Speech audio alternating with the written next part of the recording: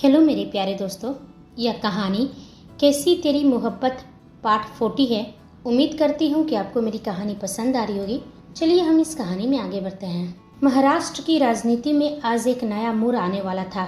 सत्ता की इस लड़ाई में जहाँ कुछ चेहरों की किस्मत आज आसमान छूने वाली थी, वहीं कुछ नेताओं के सपने चकनाचूर होने वाली थी। वोटों की गिनती शुरू हो चुकी थी। टीवी चैनलों पर लाइव अपडेट्स की गूंज थी और राजनीतिक गलियारों में सन्नाटा पसरा हुआ था। हर पार्टी ने अपनी जीत को लेकर रणनीति बनाई हुई थी। कहीं मिठाइयाँ तैयार थी तो कहीं पटाखों की आवाज़ का इंतजार किया जा रहा था। राणा मेंशन को भी शाही अंदाज में सजाया गया था। ओमकार राणा को पूरा विश्वास था कि जैसे हर बार इस बार भी जनता का फैसला उनके ही पक्ष में होगा और उनके बेटे अनुराग सिंह राणा ही महाराष्ट्र के नए मुख्यमंत्री होंगे। लेकिन खेल इतना आसान नहीं था। विरोधी खेमे ने भी कमर कस रखी थी। जोड़ तोड़ की राजनीति, जातीय समीकरण और जमीनी पकड़, सब कुछ दांव पर लगा था। अब देखना यह था कि आखिर जनता ने किसे चुना है, सत्ता का ताज किसके सिर सजेगा। इन सवालों का जवाब बस कुछ ही घंटों में मिलने वाला था। शाम तक महाराष्ट्र की राजनीति का भविष्य तय हो जाना था। वहीं दूसरी ओर अभय का अड्डा आज कुछ अलग ही सन्नाटा ओढ़े बैठा था। हर कोने पर भारी हथियारों से लैस उसके बॉडीगार्ड्स खड़े थे। लकी, राघव और सौर भी मौजूद थे।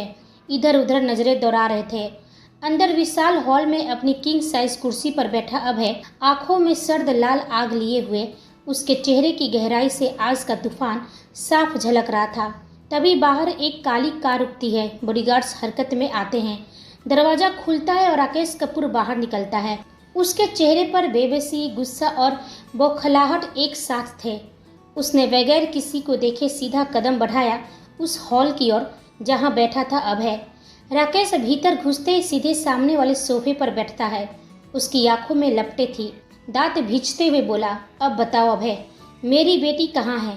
बहुत हो गया यह तमाशा। कई दिनों से तुम मुझे बेवकूफ़ बना रहे हो। अभय हल्के से मुस्कुराया। उसकी मुस्कान में जहर घुला था।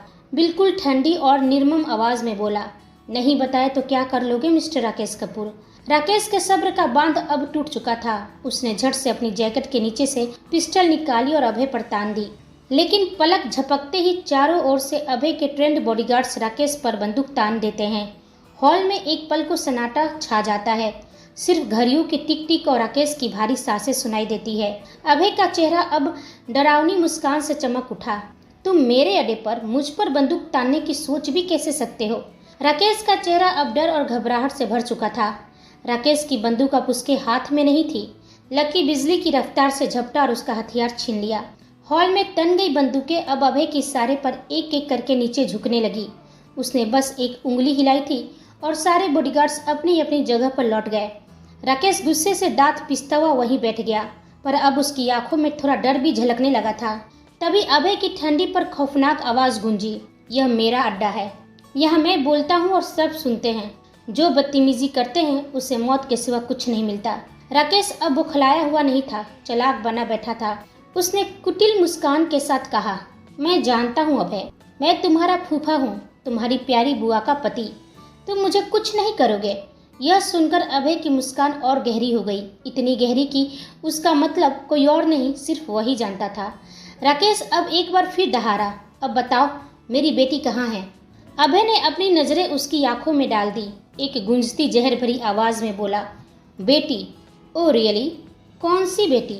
वो जिससे तुमने 24 साल पहले अपने पॉलिटिकल कैरियर के लिए आग के हवाले कर दिया था। अभय की बातों में आग थी। उसका चेहरा अब इंसान का नहीं, एक तूफान का था। हर शब्द जैसे राकेश के सीने को चिर रहा था। राकेश की सांसें थमने लगी। उसका चेहरा एकदम सफेद हो गया, जैसे उसे किसी ने लात मारकर अतीत के दलदल में गिरा दिया हो। वो चीख पड़ा, बंद करो अपनी बकवास। मैं अपनी बेटी को कैसे मार सकता हूँ? अभय ने एक कदम आगे बढ़ाया। उसकी आंखों में खून उतर आया था। उसका जबड़ा कस गया था, वैसे ही जैसे तूने मेरी माँ माधवी और अपनी पहली बीबी सुजाता कपूर को आग के हवाले किया था। यह सुनते ही राकेश अब कांपने लगा। उसका शरीर जैसे पसीने से भीग गया था। उसने कांपती आवाज में फुसफुसाते हुए कहा, तो तुम्हें सब याद आ गया है अभय? अभय की आंखें अब जिंदा नहीं थी। वो किसी और ही दुनिया में जा चुका था। जहाँ सिर्फ आग थी, खून था और बदला। हाँ राकेश कपूर, अब मुझे सब याद आ गया है। हॉल में एक पल को जैसे सब कुछ थम गया था। अभय का चेहरा अब इंसानी शक्ल में नहीं था। वह एक ऐसा ज्वालामुखी बन चुका था जो बस फटने ही वाला था। हाँ हाँ, मुझे सब याद है। मेरी माँ का आग में जलना, उनकी चीखें और तुम सब। गुस्से में उसने सामने रखी कांच की टेबल पर इतनी जोर से मुट्ठी मारी कि पूरा शीशा चटक गया। कांच के टुकड़े उसकी हथेली में घुस गए और खून बहने लगे। वहां खड़े किसी की हिम्मत नहीं हुई एक कदम भी आगे बढ़ाने की। लकी, राघव, सौर सभी को मालूम था आज अभय को छूना भी जानलेवा हो सकता है। राकेश कपूर सकते में था। अभय की आंखें अंगारे बरसा रही थी। राकेश कपूर कुछ कहने को हुआ पर शब्द गले में ही अटक गए थे। देखो अभय, मेरी पूरी बात सुनो। मैं शब्द गुम थे। गले में फंसी हुई हिचकियां शर्म और डर से लिपटी हुई थी। अभय ने दांत पीसते हुए कहा, क्या हुआ? मैं क्या कर रहा है? तुझे शब्द नहीं मिल रहे हैं अब? तेरे गुनाहों की लिस्ट इतनी बड़ी है कि अब तू चाहे कुछ भी बोले मुझे यकीन नहीं आएगा। अभय का चेहरा अब और सख्त हो गया था। उसने राकेश की आंखों में सीधा झांकते हुए कहा, बस एक बात बता दे, तुझे मेरी माँ माधवी से क्या दुश्मनी थी? क्यों मारा उन्हें? क्यों अपनी ही बीवी और बच्चों को आग के हवाले कर दिया? राकेश की चीख अब टूट चुकी थी। उसने कांपती आवाज में चिल्लाने की कोशिश की, बकवास बंद करो अभय। मैं अपनी बीवी को क्यों मारूंगा? मैं अपने बच्चों को क्यों मारूंगा? मैंने ऐसा कुछ भी नहीं किया है। लेकिन तभी अभय की आंखें और लाल हो गई। वह एक कदम और आगे बढ़ा और कहा, तो तू यह मानता है कि मेरी माँ माधवी को तुमने ही मारा है? यह सुनते ही राकेश का चेहरा पूरी तरह से सफेद पड़ गया। उसकी आंखें इधर उधर भटकने लगी, जैसे सच को टालना चाह रहा हो, जैसे भागना चाहता हो उस सवाल से, उस लहूलुहान अतीत से। अभय ने हल्की सर्द हंसी हंसी और फिर बोला, चल मैं तुझे तेरी एक ख्वाहिश पूरी कर देता हूँ। तुझे अपनी बेटी से मिलना है ना? इतना कहकर उसने पास खड़े लकी को एक इशारा किया। लकी ने सिर हिलाया और वहां से बाहर निकल गया। हॉल के भारी माहौल में एक पल के लिए सब ठहर गया था। दरवाजा खुला और फिर अंदर आई सुजाता कपूर, आध्या और उनके साथ लकी। अभय की मुरझाई खून से सनी हथेली पर जैसे ही आध्या की नजर पड़ी, उसकी सांसें थम सी गई। मिस्टर हस्बैंड, आपके हाथों से खून बह रहा है। उसने कुछ भी कहे बिना दौड़ते हुए अभय का हाथ थाम लिया। उसकी उंगलियां कांप रही थी, आंखें भरी हुई थी, पर अभय अभी भी उसी जगह, उसी आग में, उसी चेहरे को घूर रहा था। राकेश कपूर। उसकी निगाहों में कोई और ना था, ना आध्या की बातें, ना अपने घाव की परवाह। राकेश भी वहीं खड़ा था। अभी तक उसकी नज़र सुजाता कपूर पर नहीं गई थी, पर उसकी नज़रें टिकी थी आध्या पर। आधी पल में उसने सब समझ लिया था। वही मासूम लड़की, वही तेज आंखें, वही चेहरा जो उसकी आंखों से अतीत बनकर कई बार गुजरा था। उसने कांपती आवाज में कहा, ये मेरी गुड़िया है। पर आध्या उसकी बात नहीं सुन रही थी, वह सुनना भी नहीं चाहती थी। उसकी आंखों में सिर्फ एक ही इंसान था, अभय। वह लकी की तरफ मुड़ी और बोली, लकी फर्स्ट एड बॉक्स जल्दी लाइए। लेकिन अभय ने अचानक उसकी ओर देखा, सख्त पर हल्के से थमे स्वर में बोला, इसकी अभी जरूरत नहीं है लिटिल परी। अपने सामने देखो, तुम्हारे सामने कौन खड़ा है। अभय की आंखों में कुछ ऐसा था जो शायद पहली बार आध्या ने देखा था। वह नफरत और दर्द की आग के पार उसे कुछ दिखाना चाहता था, एक अधूरा सच, एक भूली हुई पहचान। आध्या ने चौंक कर उसकी ओर देखा और फिर धीरे से मुड़ी, और उसके सामने खड़ा था राकेश कपूर, जो अब भी उस पर टकटकी लगाए खड़ा था, आंखों में पश्चाताप और होठों पर कांपते हुए शब्द, मैं तुम्हारा पिता हूँ गुड़िया। आध्या के चेहरे पर एक अजीब सी परेशानी थी, पर आंखों में अजनबीपन था। आध्या ने थरथराते होठों से कहा, फूफा जी। राकेश कपूर की आंखें भीग गई। उसने अपने नाम को खुद से अलग करते हुए कहा, नहीं गुड़िया, मैं तुम्हारा पापा हूँ। बस उतना ही काफी था। यह शब्द जैसे किसी गहरे कुएं में गूंजते रहे, मैं तुम्हारा पापा हूँ, पापा। आध्या की आंखों में अविश्वास उतर आया। उसका चेहरा सफेद पड़ गया, होठ कांपने लगे, सांसें भारी हो गई, दिल जैसे धड़कना भूल गया हो। उसने एक कदम पीछे लिया, कंधे लड़खड़ाए और वह गिरने ही वाली थी, तभी अभय ने झपटकर उसे थाम लिया, अपनी बाहों में समेट लिया, जैसे कि वही उसकी पूरी दुनिया हो। लिटिल परी, संभालो खुद को। उसका स्वर आज बेहद कोमल था, जैसे पत्थर के भीतर से एक फूल उग गया हो। आध्या का सिर अभय की छाती से लगा था और उसकी आंखों से चुपचाप आंसू बह रहे थे। आध्या ने कांपते हुए अभय की शर्ट कसकर पकड़ ली थी। उसकी आंखों में सिहरन थी, डर था और गुस्सा भी। नहीं, आप मेरे पापा नहीं हो सकते, वो लगभग चीख पड़ी। मेरे पापा आप जैसे नहीं हो सकते, जो किसी की जान लेने में भी नहीं झिझकता, जिसने मेरी माँ को, मिस्टर हस्बैंड की माँ को मारने की कोशिश की, हमें ख़त्म करना चाहा, वो मेरा पिता नहीं हो सकता। उसका लहजा काँप रहा था, पर शब्द तलवार जैसे चुभते जा रहे थे। इतने सालों बाद आपको याद आया कि आपके बच्चे भी हैं और वो जिंदा हैं? हमें तो लगा था कि आप मर चुके हैं, सुसाइड कर लिए हैं, पर आप जिंदा थे। क्या आपको एक बार भी ये ख्याल नहीं आया कि आपके बच्चे कहाँ हैं, कैसे हैं? क्यों नहीं आप आए हमें ढूंढने? राकेश की आंखें भर आई थी। बेटी के मुंह से खुद के लिए नफरत सुनकर वो टूट गया। धीरे धीरे घुटने पर बैठ गया, सिर झुका लिया और रोने लगा। आध्या की भी आंखों में आंसू थे, लेकिन उसने खुद को मजबूत बनाए रखा। उसका दिल चीख चीख कर कह रहा था कि यह वही पिता है जिससे वो कभी बहुत प्यार करती थी, जिसे मरा हुआ मान लिया था। अब उसकी मुलाकात इस दर्दनाक सच्चाई के साथ होगी, यह उसने कभी नहीं सोचा था। तभी किसी की आहट हुई। राकेश के सामने आकर एक औरत खड़ी हो गई। उसका सिर अब भी झुका हुआ था।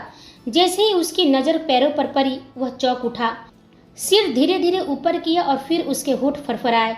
सुजाता, तुम जिंदा हो? हक्के बक्के राकेश को अब कुछ समझ नहीं आ रहा था, और सुजाता की आंखों में थी नफरत, बरसों से जमी हुई नफरत, जो अब शब्द बनकर बाहर आने को आतुर थे। क्यों मुझे जिंदा देखकर तुम्हें कोई खुशी नहीं हुई राकेश? सुजाता बिल्कुल शांत और बिना किसी भाव के पूछी। राकेश थोड़ा खुद को संभालता है और फिर गुस्से में उसकी ओर बढ़ता है। तुम जिंदा थी, हमारे बच्चे जिंदा थे, फिर भी तुमने मुझे उनसे दूर रखा। बताओ, कौन होती हो तुम मेरे बच्चों को मुझसे छीनने वाली? मेरी बेटी के दिल में मेरे लिए इतनी नफरत भर दी तुमने। क्या यही तुम्हारा बदला था मुझसे? वो गुस्से से आध्या की ओर मुड़ता है।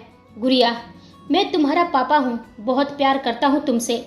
तुम्हारी माँ ने ही तुम्हें मुझसे दूर रखा, उसने ही तुम्हारे दिल में मेरे लिए जहर भरा, सिर्फ अपने स्वार्थ के लिए। अचानक एक जोरदार थप्पड़ राकेश के चेहरे पर पड़ता है। उसका चेहरा एक और झुक जाता है। सुजाता अब तक चुप थी, लेकिन अब उसकी आंखों में आग जल रही थी। वो गुस्से से कांपती हुई पूछी, स्वार्थ? कौन सा स्वार्थ राकेश? और कितना नीचे गिरोगे तुम? कितने झूठ बोलोगे? अपने स्वार्थ के लिए तुमने मुझे छोड़ दिया था राकेश, और जब इससे भी मन नहीं भरा तो हमें मिटाने की कोशिश की। क्यों, बताओ? मुझे अपने हर सवाल का जवाब चाहिए। आज बड़े गर्व से अपने बच्चों का नाम ले रहे हो, जिनकी मासूम आंखों में उस वक्त तुमने झांकने की कोशिश तक नहीं की थी। क्या तुम्हारा दिल नहीं कांपा था उन्हें आग में धकेलते वक्त? क्या तुम्हारे हाथ नहीं कांपे थे उन्हें मौत के हवाले करते समय? वह रुकती है, उनकी आंखों में आंसू गिरने लगते हैं। फिर वो धीरे से बोलती है, कैसे कर पाए तुम ये सब राकेश? राकेश भावनाओं से जूझते हुए आवाज़ ऊंची करता है, बकवास बंद करो सुजाता। हाँ, माना कि मैं तुमसे दूर जाना चाहता था, माना कि हमारे रिश्ते में दरार आ चुकी थी, माना कि मैंने तुम्हारे साथ गलत किया, तुम्हें धोखा दिया, लेकिन मैं इतना गिरा हुआ नहीं हूँ कि अपने ही बच्चों की जान ले लूँ। ये इल्ज़ाम मत लगाओ मुझ पर। वो एक पल रुकता है, आंखों में दर्द साफ झलकता है। मुझे तो पता ही नहीं था कि तुम जिंदा हो। मुझे लगा था तुम सब उस आग में जलकर उसकी आवाज़ भरा जाती है। मैं इंदौर गया था अपने बच्चों को वापस लाने के लिए, लेकिन उसी दिन मेरी आंखों के सामने वो आग लग गई। मैं पागल हो गया था। आज तक यही सोचता रहा कि उस आग में तुम्हारी मासी, गुड़िया और अंश सबको मुझसे छीन लिया। सवाल तो मुझे तुमसे करना चाहिए सुजाता, आखिर तुमने क्यों मेरे बच्चों को मुझसे दूर रखा? सुजाता की आंखें छलक उठी, लेकिन उनकी आवाज़ और कड़वी हो गई। वह तड़पती हुई आवाज़ में बोली, फिर झूठ? फिर वही राकेश, वही झूठ? उस औरत ने मुझे खुद कहा था कि तुम अपने बच्चों को मारना चाहते थे, क्योंकि वो तुम्हारे राजनीतिक करियर के बीच में आ गए थे। तुम्हें मुझसे नफरत थी, ठीक है, लेकिन अभय ने क्या बिगाड़ा था तुम्हारा? माधवी से तुम्हारी कौन सी दुश्मनी थी? उसे तुमने क्यों मारा? राकेश कुछ बोलने ही वाला था, तभी पीछे से अभय की आवाज़ आई, आंखों में सर्द और गुस्सा लिए, जवाब दो राकेश कपूर, मासी माँ तुमसे कुछ पूछ रही है। राकेश दांत पीसते हुए अपना बाल पीछे करता है और गुस्से को दबाते हुए बोलता है, मुझे नहीं पता कि तुम किस औरत की बात कर रही हो। किसके कहने पर तुमने ये यकीन कर लिया?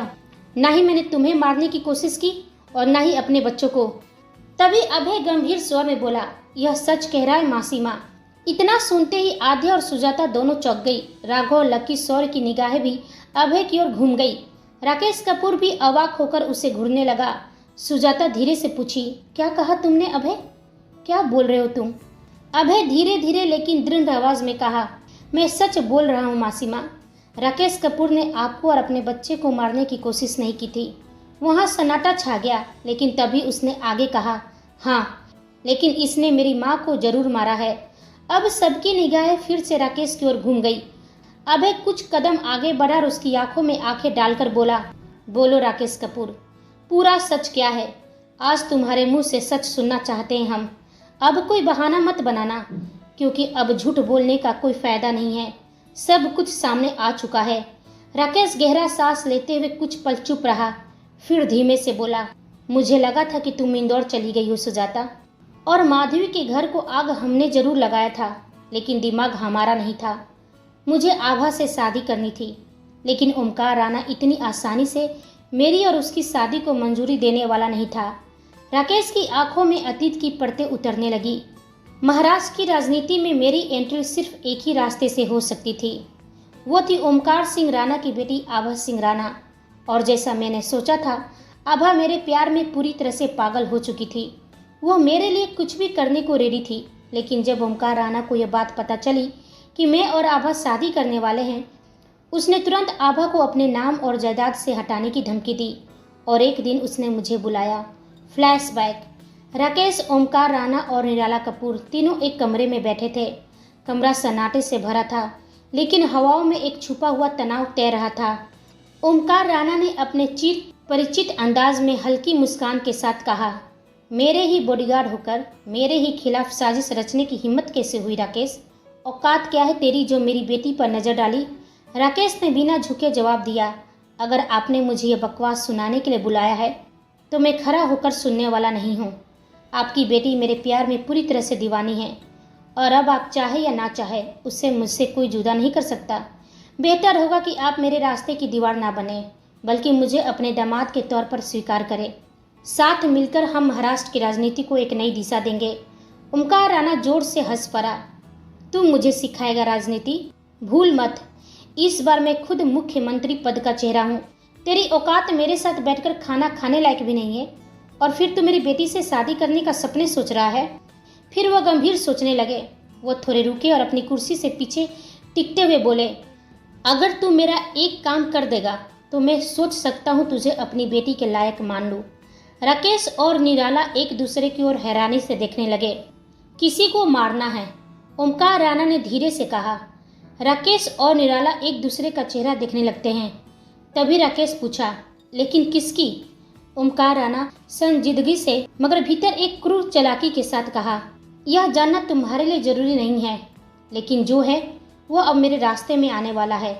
लेकिन उससे पहले मैं खुद उससे बात करूंगा।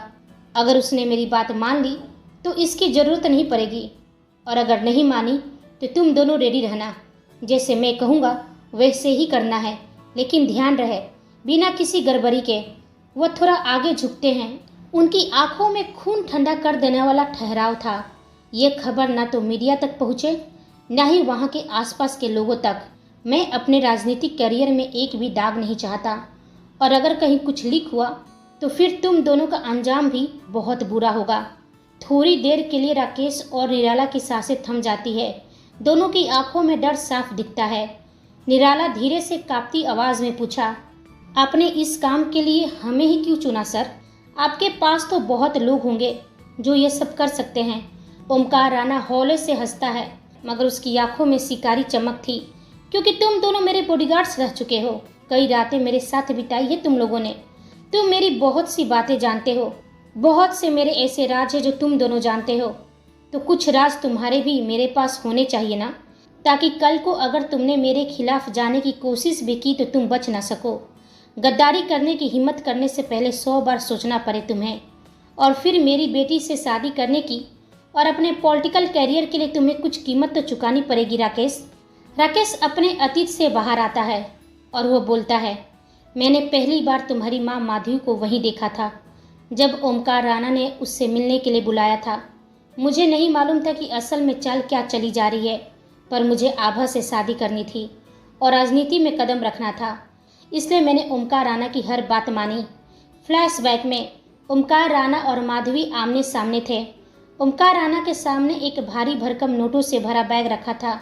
वह धीरे मगर सख्त लहजे में बोले, ये पैसे ले लो और अपने बेटे को लेकर यहाँ से बहुत दूर चली जाओ, इतना दूर कि तुम्हारा नाम तुम्हारा साया भी इस खानदान के आसपास भी ना भटके। और जिसके कहने पर तुमने इतनी हिम्मत दिखाई है उसे भी कह दो कि हमारे रास्ते से हट जाए, वरना अंजाम तुम सोच भी नहीं सकती हो। माधवी भी शांत मगर दृढ़ स्वर में बोली, तो आप मुझे पैसों से खरीदना चाहते हैं? मुझे लगा था कि आप इंसानियत के नाते मुझसे मिल रहे हैं, पर मुझे कुछ और नहीं चाहिए। मुझे सिर्फ अपने बेटे की पहचान चाहिए। मैं चाहे दुनिया के किसी भी कोने में क्यों न चली जाऊं, दुनिया के सवालों से तो मैं बच जाऊंगी, पर अपने बेटे के सवालों से कैसे बचूंगी? जब वो मुझसे पूछेगा कि उसका बाप कौन है, तब मैं क्या जवाब दूंगी?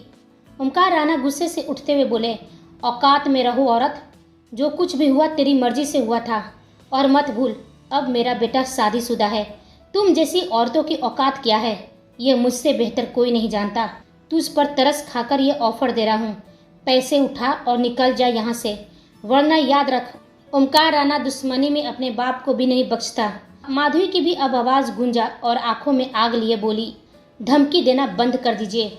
आप सही कह रहे हैं, आपसे बुरा कोई हो भी नहीं सकता है, यह तो मैं जान चुकी हूँ, लेकिन मेरी भी एक बात सुन लीजिए। जब तक आप मेरे बेटे को राणा परिवार का वारिस घोषित नहीं करते, मैं कहीं नहीं जाऊंगी, बल्कि कल सुबह मीडिया के सामने सब कुछ खोल दूंगी। आपका नाम, आपके बेटे का सच और सबकी असलियत। आप मुख्यमंत्री बनने का सपना देख रहे हैं ना, तो याद रखिए, अगर मेरा सच बाहर आ गया तो आपकी राजनीतिक जिंदगी का अंत हो जाएगा। मैं एक औरत हूँ, चुप रह सकती हूँ, लेकिन एक माँ कभी नहीं। मुझे अपने बेटे का हक चाहिए। माधवी ने वह धमकी सिर्फ इसलिए दी थी ताकि ओमकार राणा को मजबूर कर सके, पर उसे नहीं मालूम था कि उसकी यह चाल ओमकार राणा के भीतर छिपे आग को भड़का देगी। ओमकार राणा के चेहरे की कठोरता अब और सख्त हो गई थी। उनकी आंखों में लाल गुस्से की लकीरें साफ झलक रही थी। वह अब अपनी मुठियां कस चुके थे, एक ऐसा शेर बन चुके थे जिसे चुनौती दी गई हो। माधवी ने फिर ठंडे स्वर में कहा, आप मुझे कमजोर समझने की गलती मत कीजिएगा ओमकार राणा। आज तो मैं जा रही हूँ, लेकिन कल तक का वक्त मैं भी आपको दे रही हूँ। या तो आप मेरे और मेरे बेटे के लिए अपने घर का दरवाजा खोल दीजिए या फिर पूरी तरह से बंद कर दीजिए। पर याद रखिए, अगर आपने मेरे बेटे को नहीं अपनाया तो आप भी उसके अंजाम के लिए रेडी रहिएगा। यह कहकर वह पलटी और बाहर निकल गई। उसके चेहरे पर भी गुस्सा था, लेकिन दिल में डर था, बहुत डर। उसे एहसास हो रहा था कि उसने एक बड़े तूफान को आवाज दे दी है। माधवी ने सोच लिया था कि वह अब और खतरा मोल नहीं लेगी। सुजाता को वह इंदौर भेज देगी। वो चाहती थी कि अगर कोई मुसीबत आए भी तो सुजाता उसकी चपेट में न आए, लेकिन वह नहीं जानती थी कि ओमकार राणा उनकी मौत की साजिश रच चुका था। और फिर जो हुआ तुम जानते हो उसके पीछे कौन था। अभय का चेहरा क्रोध से तमतमा उठा, उसकी मुठ्ठियां भिज गई थी। अचानक उसने राकेश की गर्दन अपनी लोहे जैसी पकड़ में कस ली। उसकी आंखों में कोई दया नहीं थी, वहाँ था तो बस लवा सा उबलता हुआ गुस्सा। तुझे जीने का हक नहीं है राकेश कपूर, वह दांत पीसते हुए गुर्राया। आज इसी वक्त मैं तुझे अपने हाथों से खत्म कर दूंगा। आध्या और सुजाता एक कोने में खड़ी थी। उनकी आंखों में आंसू थे, लेकिन ना उनमें दया थी ना ही कोई रुकावट। वह जानती थी कि राकेश ने ऐसा अपराध किया है जिसकी माफ़ी सिर्फ मौत ही हो सकती है। अब तुझे तड़प तड़प कर मरना होगा। अभय की आवाज़ में दर्द और बदले की आग थी, उसी तरह जैसे मेरी माँ तड़प तड़प कर मरी थी। राकेश छूटने की कोशिश करता रहा, लेकिन अभय की पकड़ किसी शिकारी की तरह थी। तभी अभय ने उसे जोर से फर्श पर पटक दिया। नहीं राकेश कपूर, उसने जहर भरी आवाज़ में कहा, इतनी आसान मौत नहीं दूंगा तुझे। तेरी मौत भी उतनी ही दर्दनाक होगी जितनी मेरी माँ का अंत था। राकेश कांपते हुए बोला, तुम ऐसा कुछ नहीं कर सकते हो। मत भूलो कि मैं तुम्हारे बुआ का पति हूँ। लेकिन अभय रुकने वाला नहीं था। वह कुछ और बोलता, इससे पहले उसके मोबाइल की घंटी बजने लगी। गुस्से से भरे हाथों से उसने फ़ोन उठाया, देखा तक नहीं, सीधे कान पर लगा लिया। अभय ने जैसे ही फ़ोन उठाया, उधर से आई आवाज़ सुनते उसके होठों पर एक रहस्यमयी मुस्कान उभर आई। वह बिना कुछ कहे फ़ोन कट कर देता है और फिर राघव और शौर्य की ओर देखकर ठंडी लेकिन गूंजती आवाज में बोला, मुबारक हो, महाराष्ट्र की सत्ता अब हमारे हाथों में है, हमने चुनाव जीत लिया है। यह सुनते ही पूरा हॉल जिसे तालियों और खुशियों से भर गया। हर चेहरा आत्मविश्वास से चमक उठा सिवाय एक के। राकेश कपूर का चेहरा अचानक सफेद पड़ गया, जिससे उसकी रगों का सारा खून किसी ने खींच लिया हो। अभय उसकी ओर पलटा और बेहद ठहराव से बोला, और तुम्हें भी मुबारक हो राकेश कपूर, तुम्हारी हार, क्योंकि तुम्हारी हार की स्क्रिप्ट तो मैंने उसी दिन लिख दी थी जब तुमने मेरे खिलाफ खेलने की कोशिश की थी। इसके बाद अभय ने इशारा किया और लकी ने झट से टीवी ऑन कर दिया। दीवार पर लगे विशाल स्क्रीन पर चुनावी नतीजों की ब्रेकिंग न्यूज चल रही थी। टीवी स्क्रीन पर रिपोर्टर जोश में बोल रहा था, इस बार महाराष्ट्र की राजनीति में एक ऐतिहासिक मोड़ आया है। वर्षों से जमी जमाई पारंपरिक पार्टियों को पीछे छोड़ते हुए एक नया चेहरा, एक नई सोच, एक नई लहर ने राज्य की सत्ता पर कब्जा किया है। यह वही पार्टी है जिसने इस वर्ष पहली बार चुनावी मैदान में कदम रखा था और जनता ने उन्हें खुली छूट दी है। इस पार्टी के नेताओं ने अब तक अपने मुख्यमंत्री का चेहरा घोषित नहीं किया है, लेकिन अंदर खाने से संकेत मिल रहे हैं कि यह चेहरा महाराष्ट्र की राजनीति का आने वाला तूफान होगा। सभी की नजरें अभय की ओर थी। अभय ने एक धीमी लेकिन गूंजती आवाज में कहा, खेल अभी शुरू हुआ है, यह सिर्फ जीत नहीं, एक युग की शुरुआत है। राकेश ने हैरानी से अभय को देखा और फिर अचानक जोर से हंसने लगा।